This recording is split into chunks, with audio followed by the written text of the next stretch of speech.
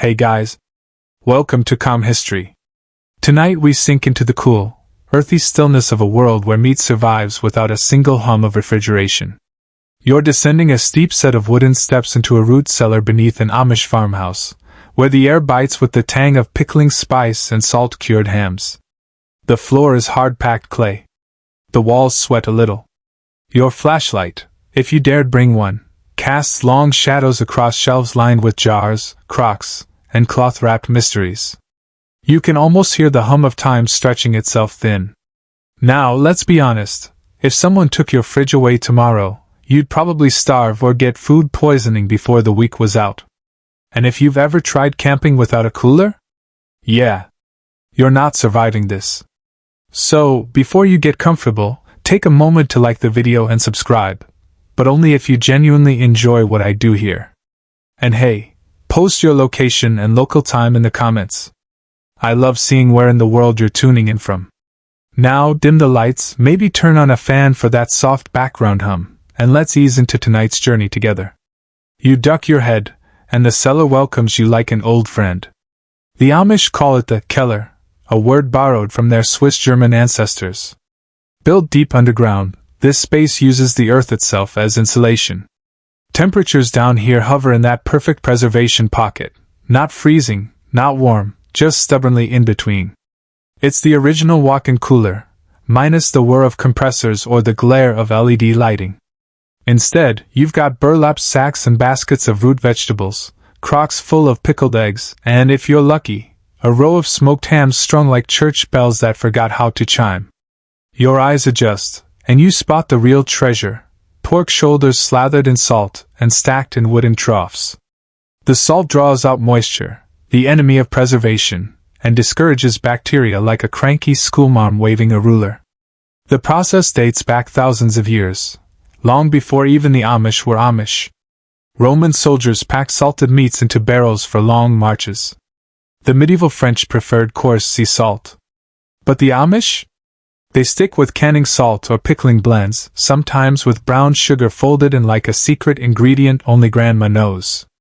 Some families bury their salt meat in crocks layered with pressure, salt, meat, then more salt, like edible sediment.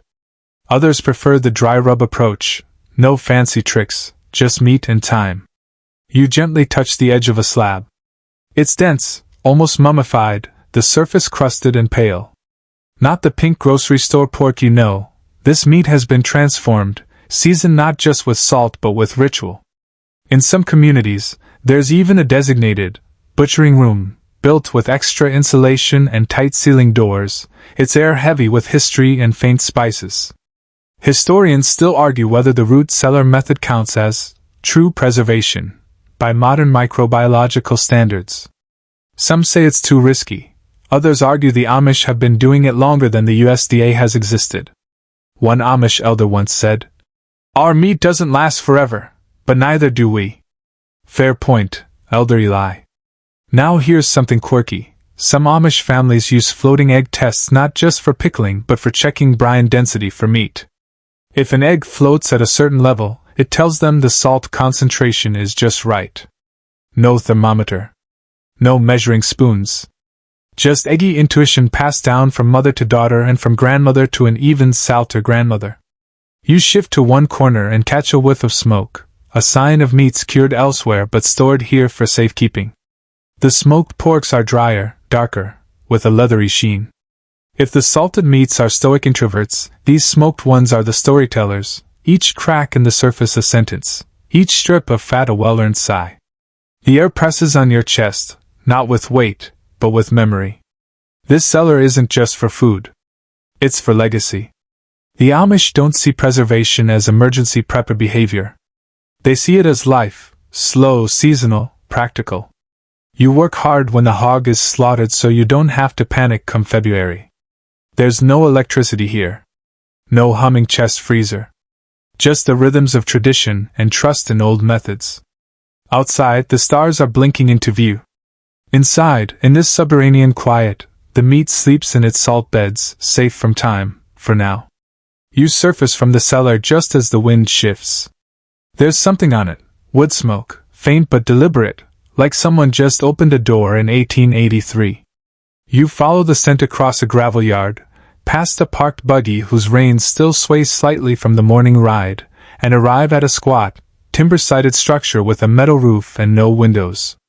The Amish smokehouse isn't much to look at. Honestly, it resembles a garden shed that gave up on plants and decided to age pork instead. But once you open the door, if you're allowed to, you'll understand. The air inside is dense, not just with smoke, but with time. It clings to your skin, seeps into your hair, nestles in your shirt collar. The first breath catches you off guard: warm hickory, a sharp tang of black pepper, and the unmistakable sweetness of applewood curling around slabs of meat that hang like chandeliers from iron rods. Ham, bacon, sausage, maybe even venison if the season's been generous. Everything is suspended in silence except for the occasional pop of a wood-not-catching flame in the corner hearth. This fire isn't roaring, it's smoldering. That's the point. The Amish don't use high heat to cook the meat here. They use low, steady smoke to dry and flavor it over the course of days. Sometimes weeks. You sit beside the hearth on a worn wooden stool, watching smoke spiral like ribbon into the rafters. You'd expect this room to be chaotic, but it's meditative, slow-cooked patience in architectural form. Modern science calls this cold smoking, a preservation technique as old as fire itself. The smoke dehydrates the surface of the meat, making it inhospitable to bacteria, while also imparting phenolic compounds that act as natural antimicrobials. Translation? The meat tastes amazing and doesn't kill you. Most of the time. Historians still argue whether the Amish cold smoking process was inherited more from Swiss-German traditions or from early interactions with Native American methods. There's evidence for both. Early Anabaptist settlers in Pennsylvania were quick to learn from the land and its original stewards. And if your great-great-grandfather smoked pork in a similar way, who's going to argue with results that last months without a fridge? Now here's a quirky bit. Some Amish families add onion skins to the fire. Yep, onion skins. Supposedly, it deepens the color of the smoked meats and adds a subtle earthy flavor. Others swear by adding corn cobs, or a handful of apple peel. It's like the meat equivalent of putting a cinnamon stick in your coffee. It doesn't have to make sense, it just has to taste like memory. You get closer to the hanging hams. They glisten slightly, their outer layers stiff and dark with smoke, like the bark on an old oak. You imagine someone slicing a thin piece, laying it onto warm bread, and eating it in a kitchen lit only by lamplight and the soft thud of bare feet on wooden floors. No microwave. No takeout. Just preserved meat and the satisfaction of having worked for every bite. The smokehouse itself has rules. It's often built away from the main house, too much risk of fire. It's usually lined with tin or stone, and ventilation is controlled with a level of nuance that rivals a science lab. Too much smoke and the meat goes bitter. Too little, and the mold wins. It's a balance. And no matter how experienced the family is, there's always one ham that turns into an experiment no one will admit to. You stay seated, watching the smoke work its silent magic. It moves like thought, unhurried, mysterious, essential. You think about how every culture has some form of this ritual. From Mongolian air-dried meat to Italian speck, humanity has always fought time with flavor. But here, in this wooden box behind an Amish farmhouse, that fight feels like a dance instead of a battle. A rooster crows somewhere far off. The fire crackles. The meat hangs quietly, dreaming in smoke. The sun rises slowly over the farmland, casting long shadows across the bare fields and lighting the frost like scattered salt crystals. It's butchering day. And you're not just an observer now, you've been handed an apron, whether you wanted one or not. This isn't a quiet affair, nor is it grim. In the Amish world, butchering is part necessity, part tradition, and part social gathering.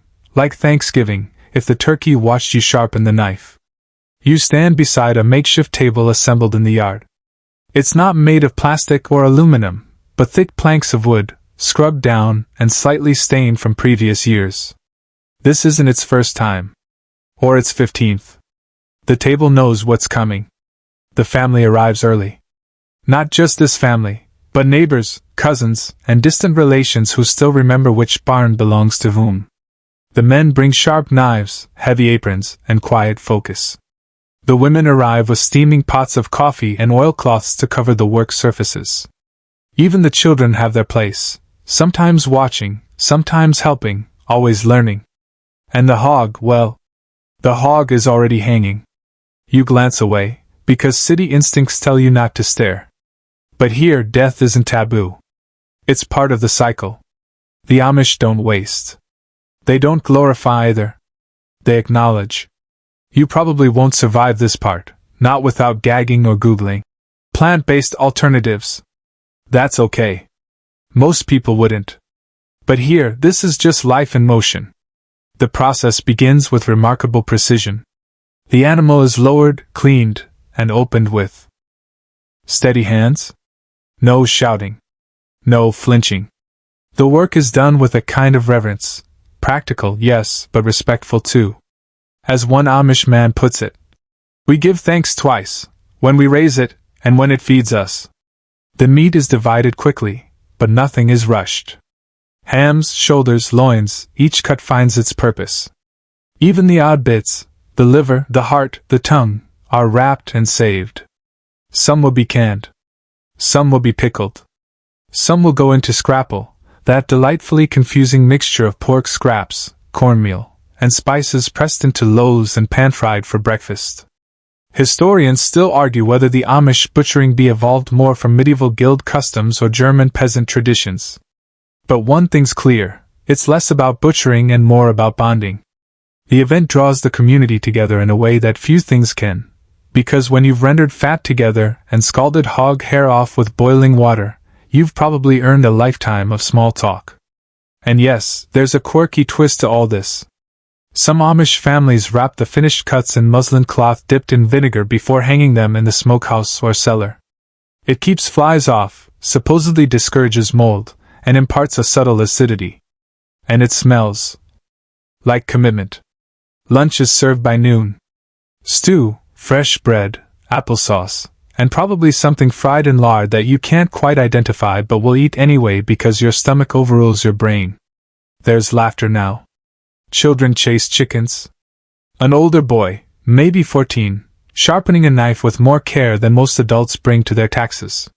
You sit under a tree and sip black coffee from a ceramic mug, watching the sun warm the silver sheen of the knives still laid out on a cloth. Somewhere behind you, someone is trimming bacon for curing. Someone else is folding sausage casings. And in the center of it all, a table, a memory, a moment held together by salt, smoke, and the sound of shared work. By the next morning, the yard is quiet again. Only a few stray feathers and wheelbarrow ruts in the frost-covered grass hint at yesterday's busyness. But inside the kitchen, where oil lamps flicker and iron hooks dangle from ceiling beams, the real preservation begins. You're elbow deep in a wooden bowl, packing cuts of pork with what feels like half the Atlantic Ocean's worth of salt. Your hands are already chapped, and your nose tingles with the sting of black pepper and something sweet. Brown sugar, maybe? Or molasses, thick and slow as a sermon. This is the heart of meat preservation, salt. You rub it into every fold and crevice, not just on the surface but deep into the muscle. You're not seasoning for flavor. You're fighting decay, dehydration, and, let's be honest, your own fear of food safety. One missed spot, and the whole batch could go wrong. In the Amish kitchen, there's no margin for error. No fridge to deal with it later. No freezer to bail you out. It has to be right now, or it won't be right ever. The formula isn't written down. Each family guards their own ratios like a sacred hymn. Some mix in brown sugar to mellow the harshness of the salt. Others throw in cracked juniper berries, cinnamon bark, or powdered clove, flavors you'd expect in Christmas cookies, not preservation tubs. Still, they work. The meat rests in a cool pantry, weighted with stones or wooden planks, letting the cure sink in like sleep after a hard day's work.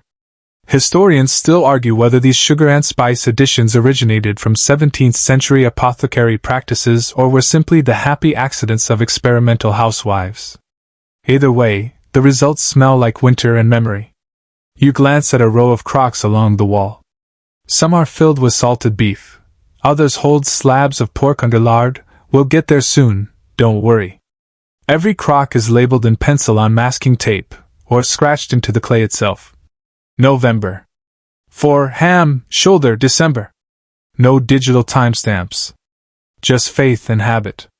Here's a quirky tradition. Some Amish women test their salt mix by floating a peeled potato in it. If the potato floats, the salinity is good. If it sinks, keep stirring. Not exactly FDA certified, but oddly comforting. You work alongside a woman named Ruth. Her sleeves are rolled past her elbows, her hands strong from decades of dough and brine. She doesn't need a timer. Her fingers feel when the cure has reached the bone. She offers you a small strip of cured ham, deep red, firm, and almost too salty to chew. But once the salt dissolves on your tongue, you taste something ancient. Something brave. Something that says, we won't waste. We will endure. She tells you, between slow movements, that the salt isn't just for survival. It's for rhythm. In winter, when everything slows, the cured meats are a reward. They feed barn crews before dawn and warm families through blizzards. Every slice is a story of November's labor paying off in February's hunger. You step back as she covers the last batch with a linen cloth and weighs it down with a brick that looks older than the house.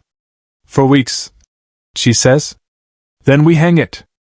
Or can it. Or render it. She gives you a nod that means, you'll see. And you will. Because here in this kitchen, where salt, sugar, and winter mingle, preservation isn't about paranoia. It's about preparation. Not just for hunger, but for life. You return to the house just after sundown, your boots muddy and your fingers sore from turning salt-packed shoulders all morning. The lanterns are already glowing through the kitchen windows, flickering like fireflies against the cold glass. Inside, the air is warmer now, moist, steamy, fragrant. You blink against it. This isn't the dry smokehouse scent from before. This is something else. Something bubbling. You step into a world of glass jars and gently hissing pressure canners. The stove, a cast iron monster that looks like it once cooked for Ulysses S. Grant, radiates heat like a faithful old dog. And on it, two enormous black canners let off soft whispers of steam, slow, steady exhales that feel like they've been going since before you were born. Tonight is all about canning. You've seen mason jars before, but never like this. Not stacked in pyramids across the counter. Not lined up like a defensive wall on every surface. And definitely not filled with meat. Chunks of pork shoulder. Shreds of beef. Tiny sausage links curled up like fossils in amber gravy. The jars aren't just preserving meat, they're preserving time, effort, winter's hope. Pressure canning isn't just boiling stuff in a jar. It's chemistry meets courage. The Amish know this. That's why this task usually falls to the most precise hands in the household, often the women, who've memorized every rattle and sigh of the canner lid like it's the voice of a second child. You're told not to open the lid until the pressure dial drops to 0. Not close enough. Not I think it's done. 0. Period. Historians still argue whether the Amish first adopted pressure canning through early agricultural extension programs or by sheer trial and error passed between neighbors. Some say it wasn't common until the 1940s. Others claim it goes back to the Great Depression. But either way, the ritual is sacred now. This is no modern shortcut. This is long-form survival art. You reach for a towel and help Ruth lift a finished jar from the canner. It hisses. The seal snaps tight as it hits the air. That pop? It's not just a sound. It's relief. It means one more jar of stew meat will last through the worst of February. One more dinner secured. One more lesson passed on. And now for the quirky bit. Some families add bay leaves, whole cloves, or even a thin slice of lemon rind to each jar, not for flavor, but because grandmother always did. No one questions it. The lemon might be there for acid balance. The bay leaf might chase bad spirits. Or maybe it's just tradition, folded in like a warm napkin. Later that evening, you sit beside the stove and watch the jars cool. One by one, the lids suck down and seal with a delicate ping. You lose count after 20. Ruth doesn't. She just nods slowly, satisfied. She hands you a jar, still warm, heavy in your palm. "This one's yours," she says, almost teasing. "You helped." You smile, half proud, half terrified you packed it wrong and are now responsible for the world's saddest botulism outbreak. But the truth is, the Amish have this down to a science. A quiet, intuitive science. They don't use Wi-Fi thermometers or YouTube tutorials. Just eyes, ears, pressure dials, and a kind of ancestral confidence you can't fake. The kitchen smells like meat and vinegar and something else, contentment, maybe. Outside, the fields sleep under moonlight. Inside, the jars line the shelves like trophies. Tomorrow, more will be filled. But tonight, you sit in the warmth, listening to the steady tick of cooling metal. And you understand. This isn't just food. It's time travel in a jar. By morning, the kitchen has cooled, but the rhythm of work continues. This time, it's quiet, almost reverent. You follow the sound of soft scraping and the smell of something rich and vaguely breakfasty, only to find yourself in the small back room just off the kitchen. It's warm in a different way here. Less like a stove, more like a memory. On the table, a basin of lard. And in it, completely submerged, chunks of pork, glistening pale and calm as if floating in cream. Welcome to meat preserved in fat. Or as the Amish might say, lard is love. You'd thought lard was just a cooking fat. Maybe something your grandmother used once, back before everyone decided olive oil was the answer to everything. But here, lard is a preserver. A protector. A silky, pork-scented shield between food and the ravages of air, light, and time. Once rendered down, slow-cooked from pork fat until clear and liquid, lard becomes the medium through which cooked meats can rest for weeks, even months, in crocks or jars. You watch as Ruth gently ladles warm lard over shredded pork, layering it carefully inside a stoneware crock. There's a rhythm to it, meat, lard, press gently, repeat. The lard cools into a creamy white seal, locking out oxygen and moisture. Without those, bacteria can't throw a party. Which means your dinner in January was made possible by a pig in October. Historians still argue whether this technique traces back more to medieval European confit traditions or the frontier survival methods of early American homesteaders. Either way, it's older than the invention of the light bulb and more reliable than your average microwave dinner. You're handed a spoonful of lard to taste. Yes, just lard. You hesitate, then take it. It melts instantly on your tongue, more neutral than you expected. Clean. Almost buttery. Not greasy. Not heavy. Just warm and quiet and oddly comforting. It doesn't scream flavor. It whispers longevity. The Amish don't use this method for all meats, only the ones already cooked, usually pork or beef. Sometimes seasoned, sometimes plain. The meat is boiled or fried, then packed into jars or crocks while still hot, and drowned in lard while everything is steaming. The result? Meat that's tender, rich, and shockingly shelf-stable. Here's the quirky detail. In some households, they top the cooled lard with a paper-thin cloth soaked in vinegar and salt, then add a thick wax paper cap tied with string. Not for preservation, just to keep little fingers from sneaking early tastes. Ruth calls it temptation insurance. You help her carry 2 crocks to the cellar, each one heavy with the weight of a month's worth of meals. You can feel the warmth still radiating through the ceramic. Downstairs, they join their brothers, other crocks from other seasons. Together they sit like ancient artifacts, waiting. If you didn't know better, you'd think this was a forgotten art. But here, it's just Thursday. On your way back upstairs, you notice something sweet. Lard isn't just for meat. On the windowsill, cooling beside the washcloths, sit a dozen golden brown hand pies. You lift one. The crust flakes just so. Ruth nods. Rendered it yesterday, she says. From the scraps. You take a bite. Apple and cinnamon inside. Lard and love on the outside. There's no refrigeration here. No airtight plastic packaging. No expiration dates. But somehow, everything lasts longer than you'd think. Including the feeling. You're in the barn now, or at least near enough to feel the draft of old wood and the flutter of sparrows hiding in the rafters. There's a ladder in front of you, leading up to the hayloft, but instead of hay, you spot something else. Dozens of long, thin strips hang from beams in the dim light, casting strange, delicate shadows. They sway gently with every breeze, looking almost like wind chimes made from thyme and tendon. Jerky. But not the gas station kind vacuum-sealed in crinkly plastic.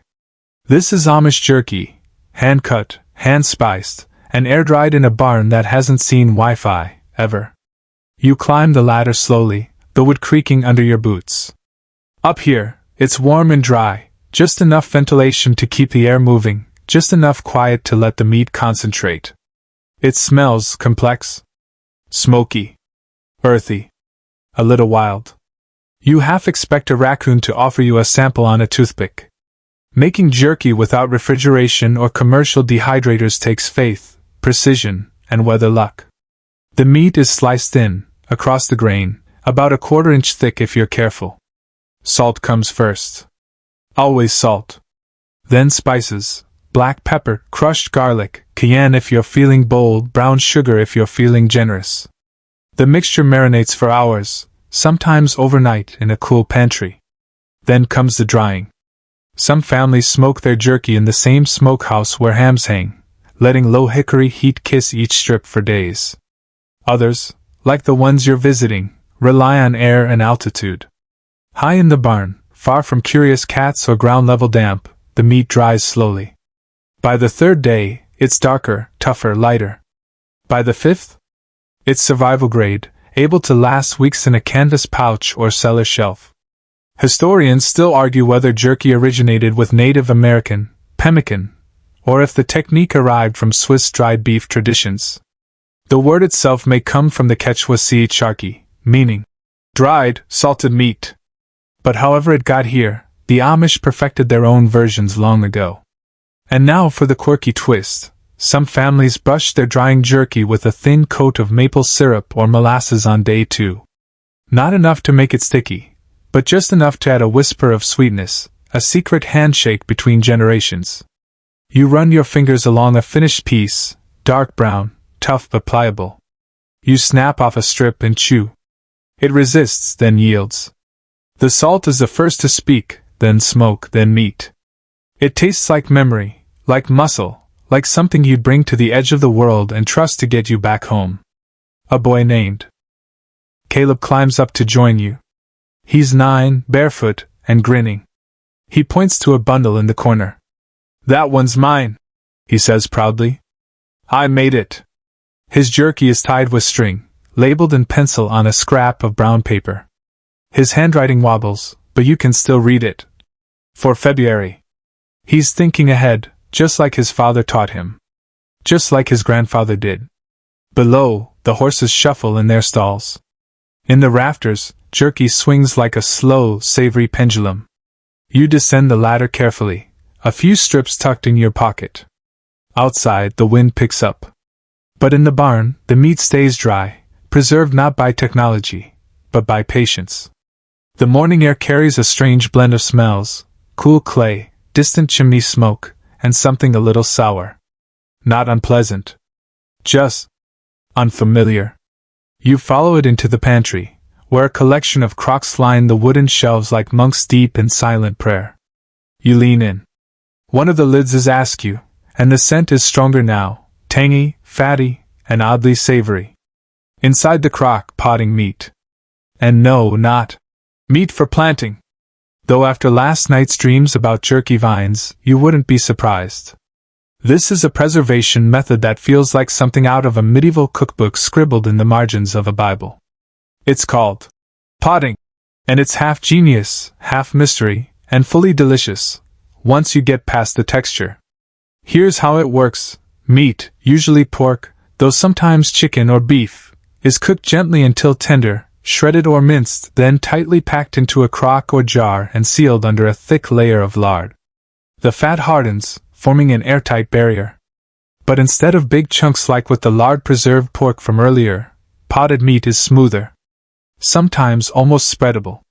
Some Amish families season their potted meat with salt, pepper, sage, or even nutmeg. Others keep it simple, salt and meat, full stop. It's not refrigerated. It's not frozen. It just sits there. For months. Waiting. You spoon up a small bite and spread it on homemade rye bread. It's soft, dense, and intensely flavorful, like pâté but with fewer apologies. It's the kind of thing you'd serve at a 1740s tavern and call hearty fare. And you would not be wrong. Historians still argue whether potting meat was a British culinary holdover or something the Amish developed from Swiss Alpine traditions. The technique is found in both places, and neither side can quite claim it. Regardless, the Amish version is unfussy and efficient. And if you've got meat, lard, and a cool room, you've got a way to feed yourself deep into winter.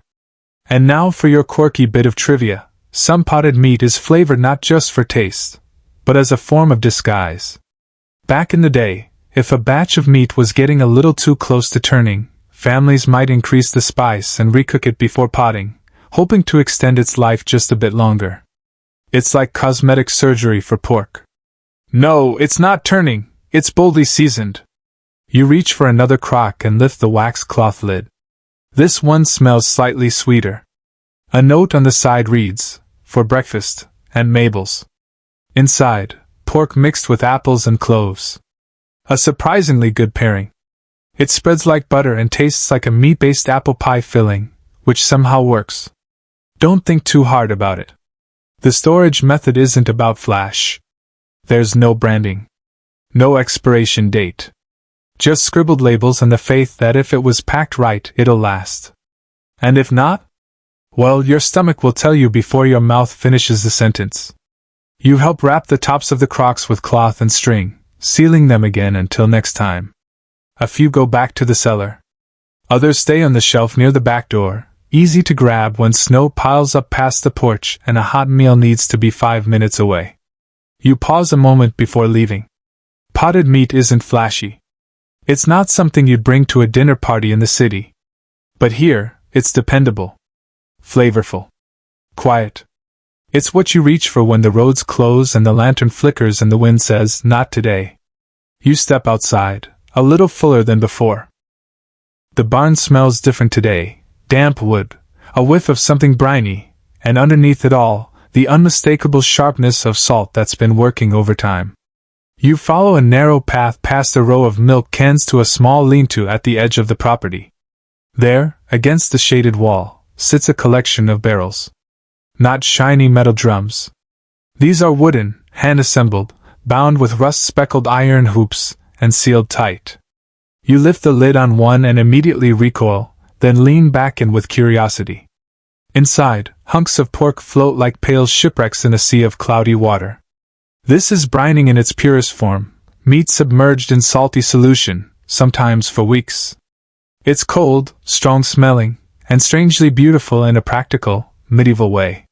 You can practically hear a Gregorian chant playing in the background. This is one of the oldest methods the Amish use. Before smoke, before lard, before canning came into vogue, there was brine. A mixture of water, salt, sugar, and, depending on the family, pickling spices, garlic, bay leaves, peppercorns, or even mustard seed. The goal? Preservation through saturation. Let the salt do its job from the inside out. You ask how they know the brine is? Right. And Ruth gives you a grin, like she's been waiting for that one.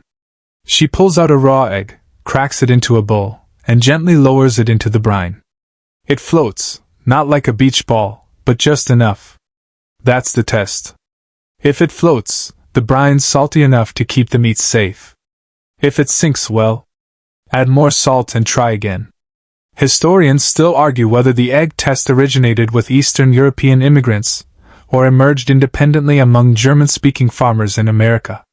It's unscientific, yes, but weirdly effective. And no one here is calling the FDA to double-check.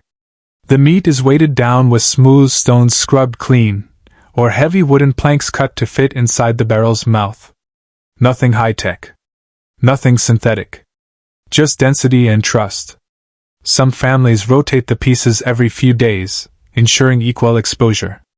Others let it sit and trust the process.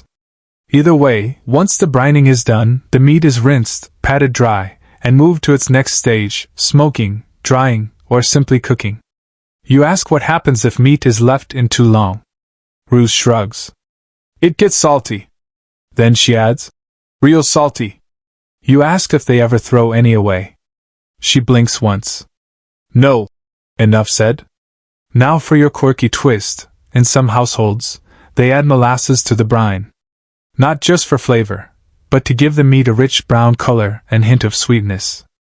Others swear by adding vinegar to inhibit bacterial growth, though that one's more controversial. Some say it softens the meat too much, turning it into mush.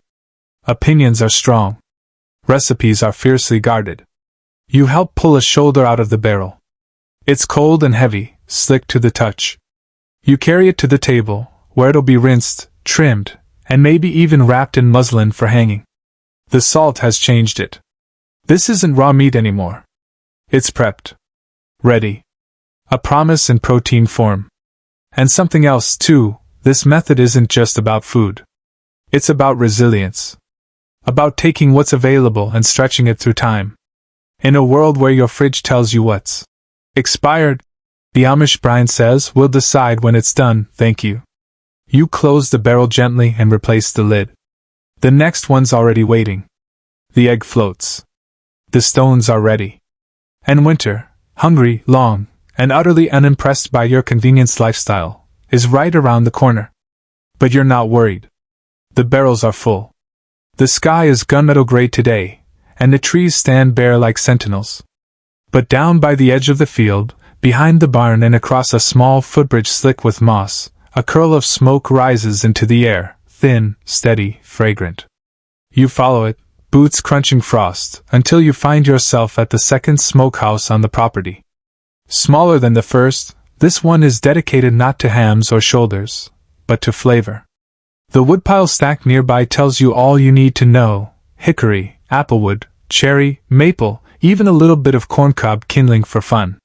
This is where the Amish dial in the nuances of smoke, not just to preserve meat, but to sculpt it. Inside, the air is heavier than last time. It feels like walking into a cloud made of campfires and spice. Sausages hang from hooks. Bacon slabs lean like tired old men against wooden racks. A rack of ribs stretches like a prayer across a beam. Each cut tells a story, not just of the animal it came from, but of the tree it's being smoked with. This is smoke's signal territory. Applewood produces a sweet, mild smoke, great for pork and poultry. Hickory? Bold, sharp, masculine. It doesn't whisper. It lectures. Cherry adds color, a rich mahogany hue, while maple brings the soft nostalgia of breakfast. And yes, they notice the difference. You might not. But Ruth will. So will Levi. So will the man down the road who still uses walnut, even though everyone secretly agrees it's too bitter. But no one tells him. He's 73 and wears suspenders like armor. Historians still argue whether early Amish settlers adapted these wood preferences from Native American smoking techniques or brought them over in flavor memory from the Old World. There's strong evidence for both. Pennsylvania's forests offered a buffet of options. And over time, each family developed their preferences the way you might develop loyalty to a coffee brand or a toothpaste. You stand beside the firebox, where wet chunks of wood are smoldering, not burning. That distinction is key. This isn't about flames. It's about smolder. Low and slow. A curl of heat. A line of flavor threading its way through the fat, into the muscle, down into marrow. Quirky detail time. Some families still hang small burlap bags filled with herbs, like rosemary, sage, or thyme, near the smoking meat, not to touch it, but just to perfume the air. It's less science and more theater. But the smell? Divine. Like someone lit a potpourri candle in the woods and then handed you a pork chop. You inspect a piece of bacon midway through its cure. It's darkened, but not yet firm. Ruth pinches the edge, tests the give, nods slightly. One more night. she says. Then we wrap. Once fully smoked, the meat can be wrapped in cloth and hung in the cellar. Or it can be sliced and stored under lard. Or pressure canned. Or, if it's a celebratory cut, eaten that very night with applesauce, cabbage, and a loaf of bread still warm from the oven. But even once it leaves the smokehouse, that smoky signature lingers. On your hands? In your coat? In your memory? You help load a fresh set of applewood logs into the firebox and watch the smoke rise. It snakes up through a hole in the ceiling, where it curls into the cold sky like a message no one can read anymore, but everyone remembers. Because in the Amish world, smoke doesn't just preserve meat. It preserves tradition. You wake to the sound of something rhythmic, soft thuds, followed by an occasional metallic clink. In the back room, a long wooden table has been cleared, and hanging above it is a line of string loops. Today is sausage day. And let's be clear, this is not some supermarket link chain filled with water and regret. This is handmade Amish sausage, mixed, packed, and looped by fingers that know exactly how much spice is.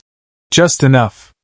You step in just as Ruth is grinding pork through a hand-cranked machine so old it probably has its own baptism certificate. The meat comes out in perfect little spirals, soft and pink, falling into a wide ceramic bowl. Next comes the seasoning: salt, black pepper, garlic, sage, maybe crushed red pepper, maybe even a whisper of cinnamon or nutmeg depending on the family. The mix varies. Everyone swears their way is the right way. And there's no written recipe. Just memory and taste tests, and sometimes a quiet argument between siblings over whether last year's batch was a touch too bold. You roll up your sleeves and start mixing by hand, turning the spiced pork until it's smooth, cohesive, and ready for the next step: stuffing. Here comes the fun part, and by fun, we mean slightly weird and very real. You're handed a length of casing. It's shiny, translucent, and yes, made from exactly what you're thinking: intestines. Hog casings are washed, salted, and soaked. And once you get past the texture and existential questions, they're kind of amazing. Flexible. Durable. Biodegradable. Nature's answer to Tupperware. You feed the casing onto a horn-shaped nozzle, cranking the handle gently while guiding the stuffed sausage forward. It's a two-person job. One cranks, one coils. The filled links are twisted and tied with string, then looped over wooden rods. Soon the room is filled with garlands of raw sausage, like Christmas decorations if your holiday revolved entirely around pork. Historians still argue whether the Amish sausage process is more rooted in Alsatian butchering techniques or Southern German farming traditions. The truth is probably both. What's certain is that each family has their own version, passed down like secret sheet music. And everyone insists theirs is the most authentic. Here's your quirky nugget. Some Amish families flavor their sausages with brown sugar and cinnamon, not for breakfast, but as a savory sweet treat in the winter months. Others mix in apples, dried cherries, or even bits of cheese. The flavors can get surprisingly creative for a community that generally avoids fancy labels. Once stuffed, the sausages are dried, smoked, or canned depending on the weather, storage space, and how many mouths need feeding. You help carry a tray to the smokehouse, where the morning's fire is already soft and ready. The loops are hung carefully, spaced just right for even drying. Back in the kitchen, Ruth fries up the leftover scraps in a cast-iron skillet, little tester patties served with eggs and potatoes. The sausage is peppery, rich, and slightly sweet, with just enough fat to remind you this isn't some protein bar in meat's clothing. This is food with a story. The children arrive, drawn by the smell, and soon the whole room is filled with laughter and clinking forks. Outside, the winter wind hums across the fields. Inside, sausages sway gently above the fire, curing slowly into something that'll last not just for weeks, but for generations. You lean back in your chair, full and a little smoky. One more step in the endless, delicious choreography of Amish preservation. The next morning greets you with cold floors and the distant clatter of metal basins. You follow the sound to the side yard, where a cluster of clean, coiled string sits on a wooden bench, glinting slightly in the frost. Except they're not string. They're guts. You've already worked with sausage casings, fed them onto the stuffer, tied them off. But today you're about to understand them on a whole new level. Because today, you're helping prepare the casings from scratch. The intestine cleaning process is a lesson in patience, detail, and, let's be honest, fortitude. It begins with rinsing the intestines in cold water, inside and out. Over and over. Then they're scraped, gently, to remove the inner lining known as the mucosa. You didn't need to know that word before, but now it's yours forever. Once the casing is translucent and slick like rice paper, it's salted and stored until needed. Properly packed, it can last for months. You're handed a length of casing and a butter knife. Your instructions are simple: be gentle, go slow, don't tear it. You glance at Ruth, who's already on her 5th one. She nods toward the basin and says, "This is the part no one brags about." She's right. This isn't the glamorous side of sausage making. There's no sizzling skillet or smoky fire here. Just cold water, tired wrists, and the strangely calming repetition of a job that must be done exactly right. Historians still argue whether Amish casing prep techniques mirror those used by 16th century Bavarian butchers or evolved separately in colonial Pennsylvania. There's evidence for both, and the process hasn't changed much in either case. Intestines are still the gold standard. Synthetic casings? Too modern. Too artificial. They don't breathe. And if you've ever eaten a sausage with a chewy plastic snap, you know what they mean. Here's a quirky tradition. Some Amish families save the shortest, odd-shaped casings for what they call farmer's rope, a long, continuous sausage that never gets cut into links.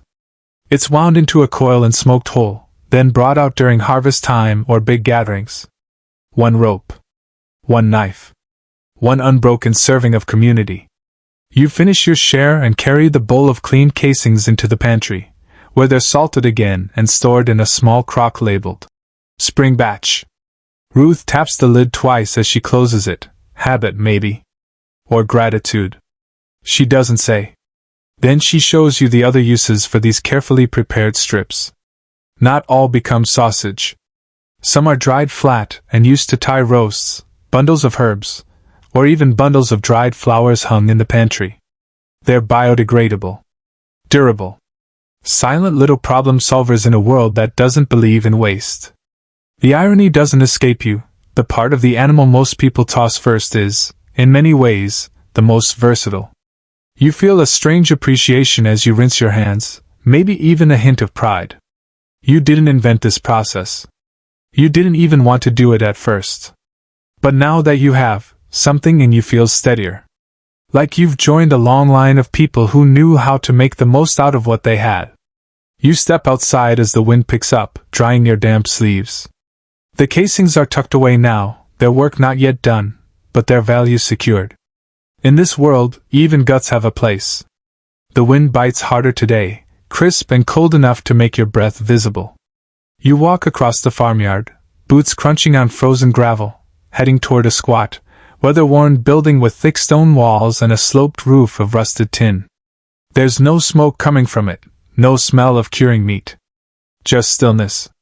And something colder than the air, memory. You've reached the ice house. It looks abandoned, almost forgotten.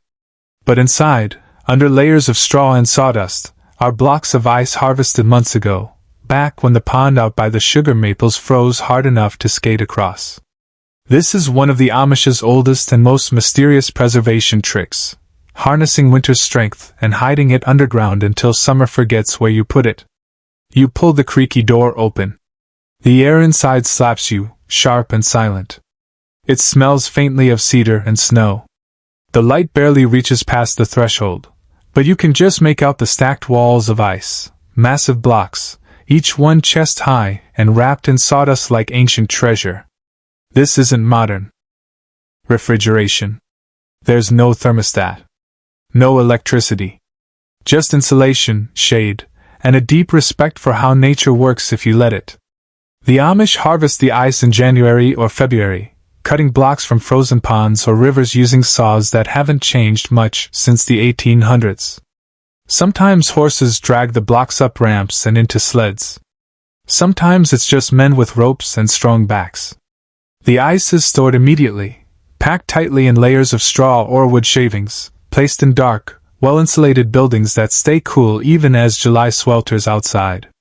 Historians still argue whether Amish icehouses descend more directly from Germanic traditions or colonial American ingenuity. What's clear is that by the 19th century, ice harvesting was an industry. The Amish, ever skeptical of gas-powered everything, kept the practice alive long after others abandoned it. And here's the quirky part. Some families use the leftover meltwater in spring to irrigate gardens or cool root vegetables after harvest. Ice that's 6 months old, still doing good work. It's the kind of recycling that doesn't need a hashtag. You step carefully between stacks. Nestled among the blocks, near the far corner, you see something unexpected, an old wooden crate. You lift the lid and find bundles wrapped in cloth, smoked bacon, tied with twine. Wrapped months ago. Preserved not just with smoke, but with cold. This is the backup plan.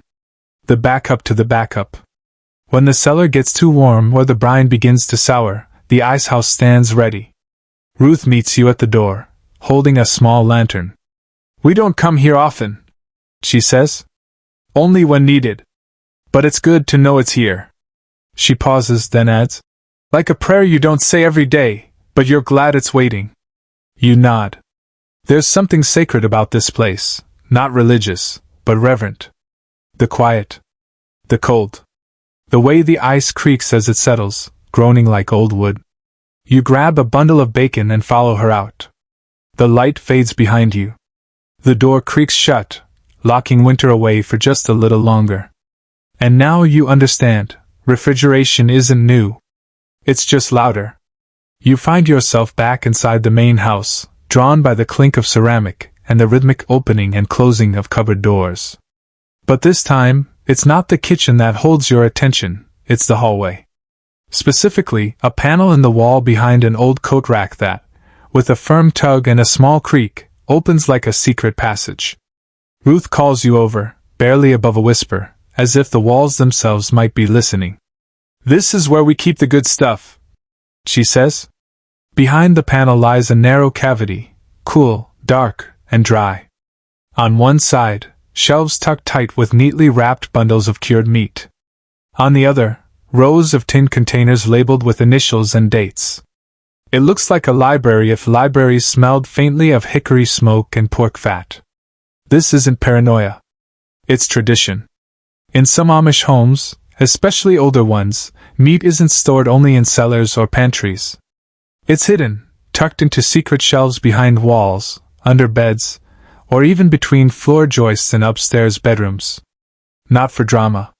Not for secrecy. But for practicality. These spots stay cool and dry year-round, ideal for preserving meat without relying on ice or underground storage. You reach for a tin. It's surprisingly heavy. Inside, shredded beef, slow-cooked, salted, and sealed in its own rendered fat. It's been here since early spring. You open another, slices of ham, smoked and layered between sheets of wax paper. No mold. No spoilage. Just silence and safety. Historians still argue whether these hidden compartments date back to European food hoarding customs, or were simply a clever adaptation to rural American architecture. Some say it started during times of conflict, when food was scarce, and a hidden ham could mean the difference between hardship and survival. Quirky twist? In some homes, kids are given their own meat box, a small tin or crock labeled with their name, hidden somewhere in the house, filled with little preserved treats saved from the butchering season. Think of it like a salty piggy bank. Some are used for lunches. Others, never opened at all, become small, edible time capsules.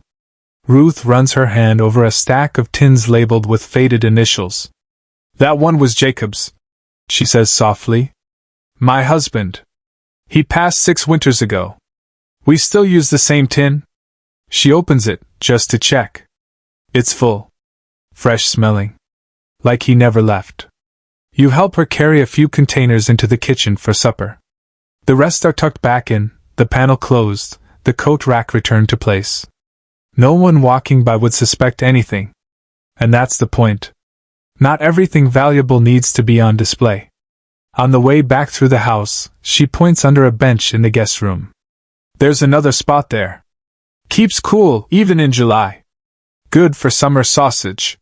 You bend down, lift the corner of a woven throw rug, and sure enough, there's a tiny hatch.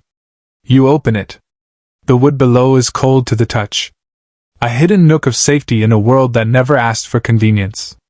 You realize that meat, here, is more than food. It's memory. Legacy. Security. Hidden in plain sight. Preserved not just from rot, but from time. And as you close the hatch and stand, you feel it too, that quiet sense of control in a world that always wants to rush forward. The sun is unforgiving today, hot, and humming with insects. You wipe your forehead with your sleeve and pause by the well, where even the water seems reluctant to come up cold. It's summer now. Full, bright, and difficult. And this is when Amish meat preservation is put to the ultimate test. Winter made everything easier. Nature was your ally then. Cellars stayed cool, icehouses did their job, smoke lingered in the air like a lullaby. But summer? Summer is different. Summer wants your bacon to sweat and your sausage to sag. It wants your hard work to spoil. Inside the house, Ruth is adjusting. She's wrapped the kitchen crocks in extra muslin, drawn the curtains tight against the sun, and keeps a small fan, run by a gas-powered converter, spinning softly in the pantry. Not exactly modern, but just enough to push back against the heat. Today's job is to assess what's holding up, and what isn't. You start with the brine pork. It's been resting in a covered crock, submerged and sealed. You lift the lid and, yep, still smells like salt and pepper. Success. But the smoked sausage hanging near the eaves? You touch the casing and find it sticky. Not good. Ruth frowns and makes a mental note to move them lower, closer to the shaded side of the house. This is the dilemma of summer. Every method that works beautifully in January has to fight harder in July. The smokehouse is too warm to cold smoke properly. The cellars are slightly too humid. Even the pressure can meats can feel threatened if the seals are less than perfect. Historians still argue whether Amish summer preservation evolved more in reaction to Midwestern climate shifts or as a response to post-settlement food shortages. Either way, the adaptations are ingenious. Some families wrap their crocks in wet towels to encourage evaporative cooling. Others dig temporary pits in the earth to act as makeshift coolers. There's even talk of burying sealed jars under the porch in particularly bad heat waves. Quirky detail? Some households, especially those near creeks, keep small lidded crates tied with ropes submerged in the cold current.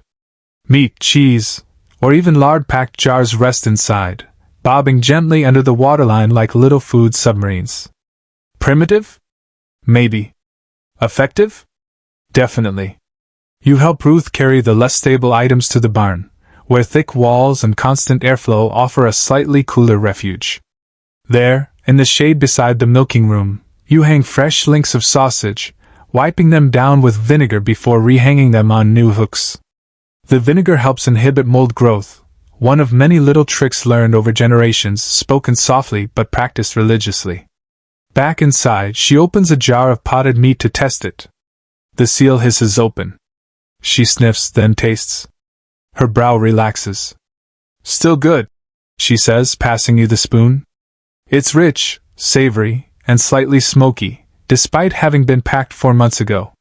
The fat layer on top has done its job. And then, she says something that sticks with you.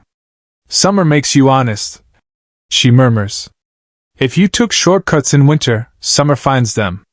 It's true. Nothing stays hidden when the temperature climbs. The weak seals, the lazy salting, the too thin lard, summer exposes it all. And so, the Amish adapt. They shift. They adjust hooks, move crocks, shorten curing times, rely more on canned goods and less on cellar-hung hopes. You step outside, sun on your neck, and realize something simple. Preservation here isn't a one-time act. It's constant. Active. Living. A relationship with time, temperature, and trust. And in the full weight of summer, that relationship demands respect. The table is set, though it doesn't look fancy. Mismatched plates, napkins that have seen better years, and a pitcher of water sweating in the afternoon heat. But at the center, laid out like treasure beneath oil lamp light, are the results of all that effort: smoked ham, sliced thin. Canned beef stew, opened and simmered. Jerky, snapped into strips. A crock of lard sealed pork, still holding its form like it's proud to be here. It's time for the tasting table. You take a seat, and the room quiets in that way that says we're paying attention now. At this table, taste is a test. Not for flavor alone, but for judgment, for season, for preservation skill. This is where the results of months of labor are sliced open and assessed, not just by mouths, but by memory. Ruth cuts the first bite of smoked ham, passes it down, waits. The elder at the end of the table chews slowly. Thoughtfully. Nods once. Then comes the stew. She lifts the lid on the pot, and steam coils out like a story. It's ladled over mashed potatoes, and again, there's a pause. A taste. A consideration. Held its flavor, the man says. Didn't turn. You release a breath you didn't realize you were holding. These aren't food critics. They're family. Neighbors. People who've done this dozens of times. But they know. They always know.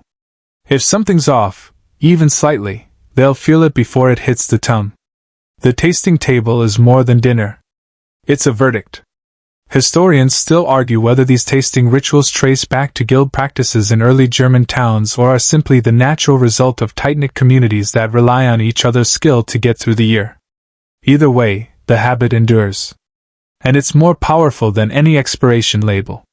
A quirky tradition? Some families keep a small, tasting journal, hidden in the pantry or inside a drawer. A simple notebook, filled with handwritten notes. Ham too salty. Sausage perfect. Next time, less clove. These aren't recipes, they're reflections. A way to mark time, to notice improvement, to remember what worked and what didn't. Ruth pulls out hers and adds a line under today's date. June ham, firm, deep smoke, balanced salt. Serve again. You chew your bite of jerky, and the salt hits first. Then the meat. Then just the faintest note of applewood. A young girl across the table grins and points to the string tied around it. That was mine, she says. Dried it myself. And suddenly the room feels fuller, not with food, but with pride. Not boastful.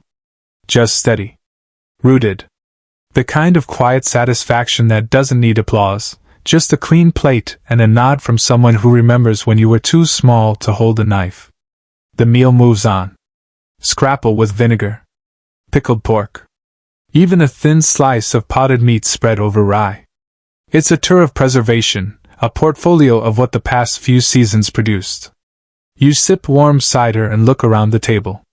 These people don't just eat their history. They live it. Each bite is a memory. Each flavor a story. Each preserved dish a bet placed months ago. We believe this will last. And today it did.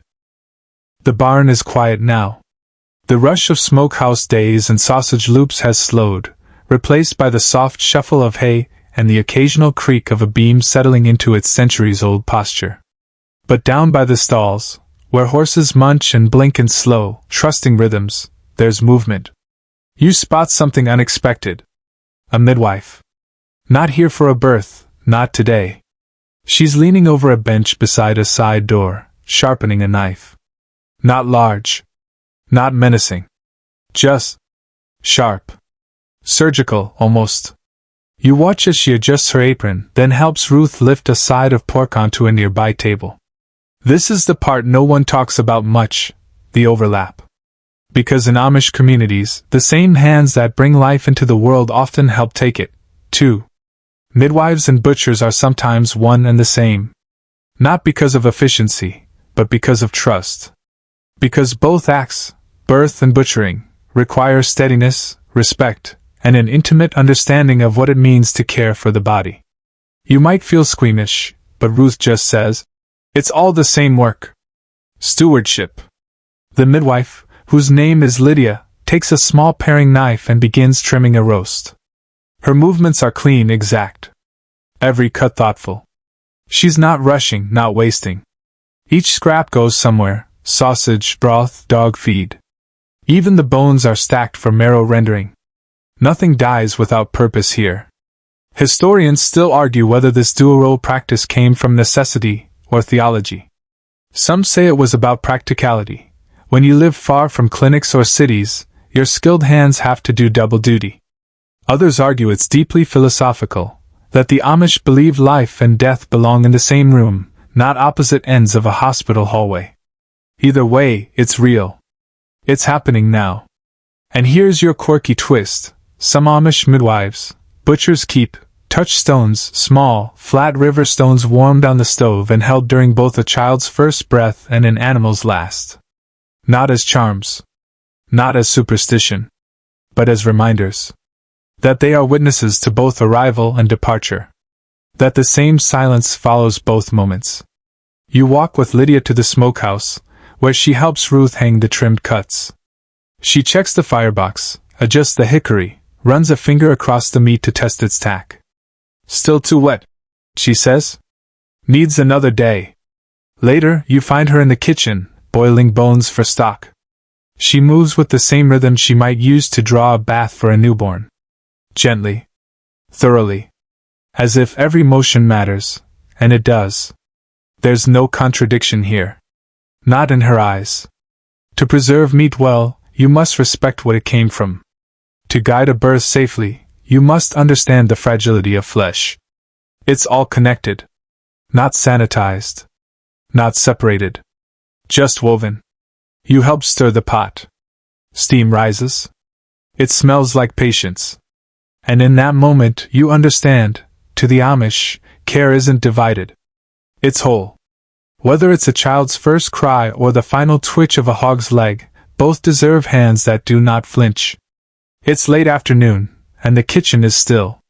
The windows glow amber with slanted light, and somewhere out back, a screen door groans open, then claps shut. You sit at the long wooden table, elbows tucked in, watching as Ruth and her daughter, Mary, begin preparing the next batch of brine. But this isn't just cooking, it's chemistry.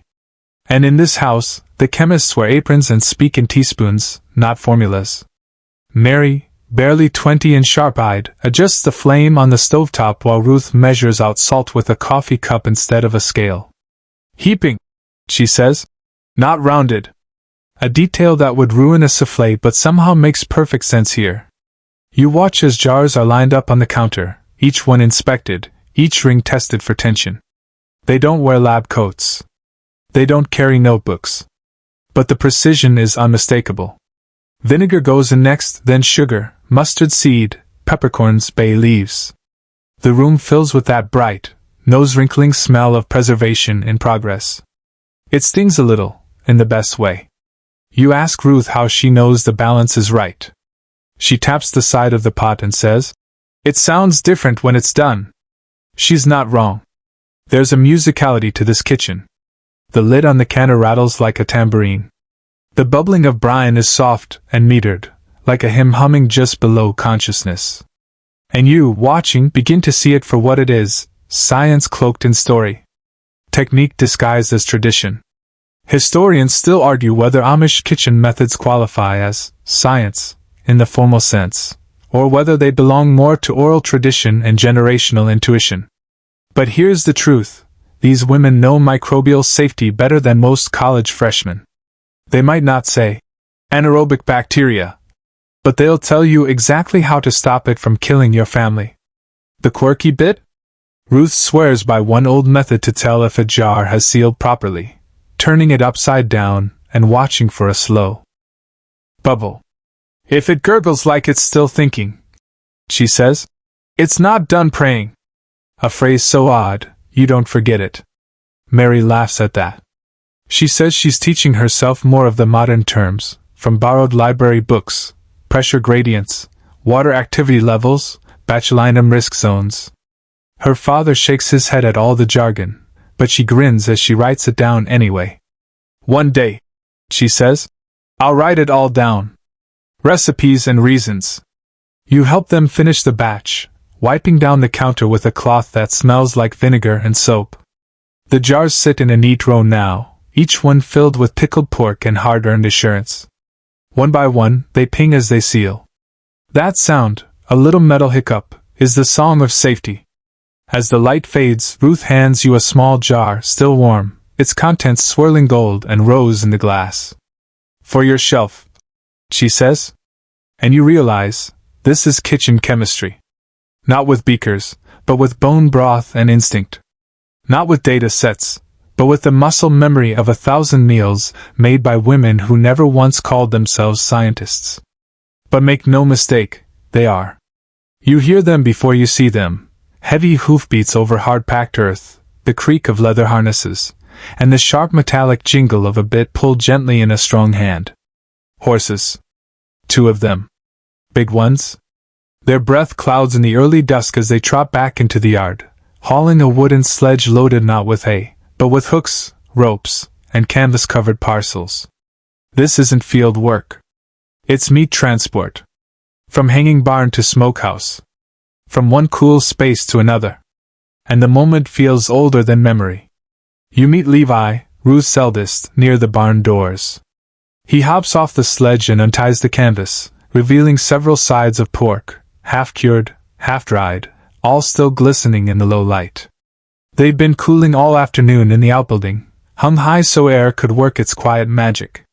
Now they're ready for the next stage. And that means moving them, carefully, correctly, without wasting a single breath of the process. He hands you a hook, long, curved, and polished smooth from years of use. You follow him inside. The barn's upper loft has been swept clean, the beams already strung with fresh ropes. Levi climbs the ladder like he's done it 1,000 times. You follow with less grace, the cold metal hook swinging beside your leg. The air smells like wood, dust, and the faint iron tang of meat not long removed from life. Each side is hauled up slowly, looped with canvas straps, then raised into the rafters. You pull in tandem, feeling the strain in your shoulders, the ropes burning warm against cold palms. When the meat finally swings into place, there's a strange sense of stillness. Of reverence. It doesn't just hang. It waits. Historians still argue whether Amish meat hanging methods derive from alpine hayloft storage or if they were shaped by 18th century Pennsylvanian barn architecture. The lines blur. But the outcome is the same, a perfect intersection of airflow, elevation, and shadow. Meat here doesn't just cool. It settles. It transforms. Quirky detail? In some communities, the ropes used to hang meat are dyed with black walnut husks, not to color the meat, but to discourage insects and mold. Others rub the beams with salt or vinegar-soaked cloth before hanging anything, just in case last year's bacteria left behind a bad mood. You notice that each piece is tagged with a scrap of canvas tied in place, labeled in charcoal. S. Cured H. Ready L. Check again. There's a quiet system here. A language without full sentences. Levi pulls a long cord and lowers one piece slowly, fingers checking for firmness, surface, bloom, color. He nods.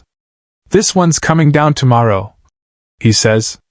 Later, you sit beside the horses as they cool off, steam still rising from their broad backs. You brush one gently, and it leans into your hand without looking. These animals are part of the process too. They move meat from barn to smokehouse, from smokehouse to cellar, never questioning the path, just following the rhythm set by hands that never hurry. You realize the entire process, the curing, the hanging, the hauling, isn't about technology. It's about timing. Knowing when the meat is ready to move. Knowing when it's ready to rest. And in this moment, with hooves settling into straw and ropes swaying gently overhead, it all feels beautifully, unshakably grounded. The wind has changed. You feel it before you hear it, rustling through the corn stubble and brushing dry leaves against the porch floor like a gentle broom. The air smells like wood smoke, leather, and something faintly sweet, maybe baked apples, maybe the last of summer's hay. You stand by the open pantry door, watching as Ruth carefully ties a final piece of cured sausage in cheesecloth. Her hands are steady. This is the last batch for the season. You've seen every step now, watched meat transform from animal to artifact, from fresh to shelf-stable.